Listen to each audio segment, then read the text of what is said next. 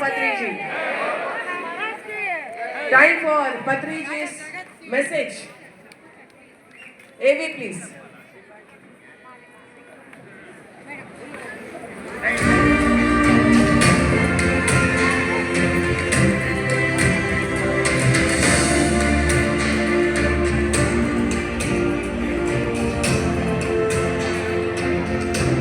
ప్రతి ఒక్కళ్ళు ఒక్కొక్క ఇంట్లో పుడతారు.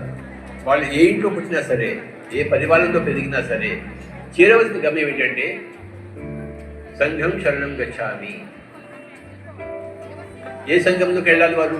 సజ్జన సాంగత్యంతో కూడుకున్న, ధ్యానంతో కూడుకున్న, స్వాధ్యాయంతో కూడుకున్న సంఘంలో చేరాలి వారు. అప్పుడు వాళ్ళకి జీవితంలో అర్థం పరమార్థం తెలుస్తాయి. అంటే సజ్జన సాంగత్యం చేయాలి. సజ్జన సాంగత్యం అంటే ఏమిటి?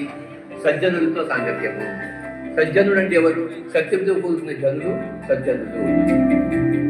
ఏమిటి సత్యము? ఆత్మే సత్యము. శరీరమే సత్యం అని చెప్పేసి ఒక ప్రాపంచికంలో ఉంటారు.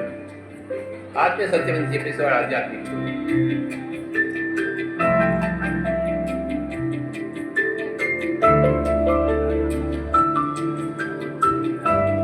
ఏదో ఒక ఇంట్లో పుడతాము, పెరుగుతాము.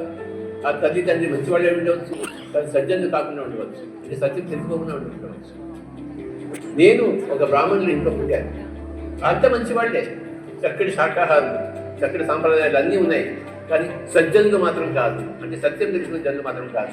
శరీరమే సత్యం అనుకుని తెలుస్తున్న వాడు. గుళ్ళు ఉన్నాయి, పూజలు ఉన్నాయి, ప్రార్థనలు ఉన్నాయి, కానీ ఆధ్యాత్మికులు కాదు.